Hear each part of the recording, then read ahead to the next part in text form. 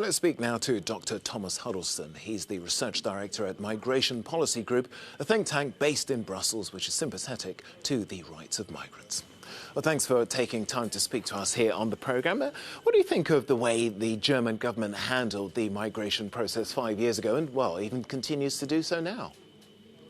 The German government was very proactive in investing in integration, realizing that these refugees were coming to Germany and they were going to have to put in more of an effort. So the government continued a lot of policies that it had done for a while, but invested more in resources and innovation, and German cities like Hamburg, Munich, and Berlin also really stepped up to the plate. And from our research, Germany seems to have been doing a lot more than most other European countries.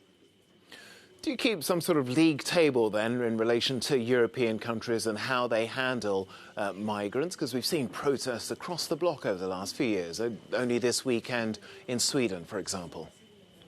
Yes, so we see that other countries like Sweden, the Netherlands, to a certain extent, France have also been improving on how they're implementing integration in practice. And there are certainly also, strong and weak points in Germany. Employment looks very good in Germany, with nearly half of refugees now in some type of job. Most are in private housing and apartments. Education is going well, but there are also some weak points. So many of the refugees who arrived are still separated from their families because of government restrictions. And also the future is insecure. It's really important that Germany invest long-term in a permanent status, in citizenship, and in stronger anti-discrimination policies.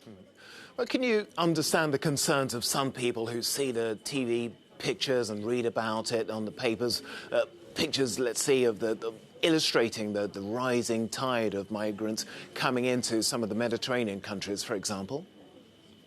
Well, it's true that sometimes the images that the media shares actually scares people and creates the impression that there are difficulties in practice. But if you look at a country like Germany, actually people are now more positive about migrants and refugees than they were in 2015. Most of them feel comfortable when they're interacting with immigrants. And actually, when you have more diversity, more people come into contact with migrants and refugees, and that really reassures them. So it's great to see that in Germany and in many Western European countries, there is still a large support for a welcoming approach.